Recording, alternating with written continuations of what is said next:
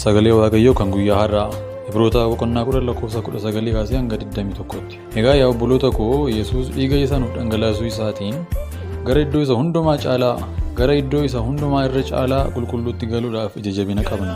Inni foon isaatiin karaa haaraa karaa yeroo hundumaa jiraatu golgaa sana keessaa nuuf bane lubicha guddicha samanni Waaqayyootti kenname qabna. Sagaleen kun kan inni nu barsiisu Yesuus dhiiga isaa nuuf dhangalaasuu isaa ija jabina ittiin gara iddoo isa qulqullaa sanatti galu nuuf kenneera.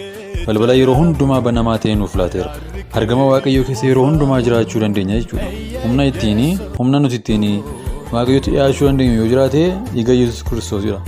Kanaaf obboloota koo warra yaaddoo keessa jirta, cubbuu keessa, sodaa keessa, dhiphina keessa, walaallammii keessa, kompleksitii keessa, konfiyuuzidii taatee jirta yoo ta'e argama Waaqayyoo keessa jiraachuudhaaf mallattoo gaaffiitu jireenya keessa jira yoo ta'e kana itti argama Waaqayyoo keessa jiraattu Waaqayyo wajjin yeroo hundumaa kana ittiin walii galtu kana ittiin jiraattu kanatti ati ittiin argama Waaqayyoo keessa jiraattu dhiiga Kiristoos Yesuus isa siif dhangala'e. Dhiigi kun argama Waaqayyootti si galcha. Dhiigi kun ija jabina siif kenna. Dhiigi kun iddoo qulqullaa sanatti si galcha. Dhiigi kun balbala banamaa siif kenna. Dhiigi kun yeroo hundumaa akka Waaqayyo wajjin haasoftu si godha. Dhiigi kun yeroo hundumaa iyyuu ija jabina jaalala siif kenna. Kanaaf humni ati ittiin Waaqayyootti dhiyaachuu dandeessu yoo jiraate dhiiga Kiristoos isa siif dhangala'edha. Kanaaf dhiiga kanatti amani. Argama Waaqayyoo keessa jiraadhu. Kadhata gabaabduu ishee waliin kadhan hamma humna maqaa gooftaa Yesuus Kiristoosiin argama kee keessa nu galchi.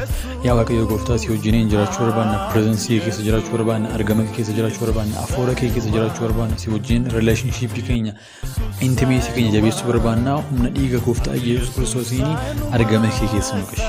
Ayyaanni nuti ittiin pireezensii keessa jiraannu, ayyaanni nuti ittiin sitti qabamnee jiraannu, ijoollee kee taanee jiraannu, duuka buutota keenya taanee jiraannu nuuf haa baay'atu. Yaa gooftaa Yesuus Kiristoosiin ayyaanni kun nuuf haa baay'atu. Argama kee keessa yeroo hundumaa jiraachuun nuuf haa ta'u. Argamuun kee nutti haa beekamu, fooliin kee nutti haa beekamu, beekumsi kee, fooliin kee, jaalalli kee, ogummaan kee nutti haa beekamu. Yeroo hundumaa guddachaa deemuun nuuf haa ta'u. Maqaa ilma kee gooftaa keenya Yesuus Kiristoosiin ameen.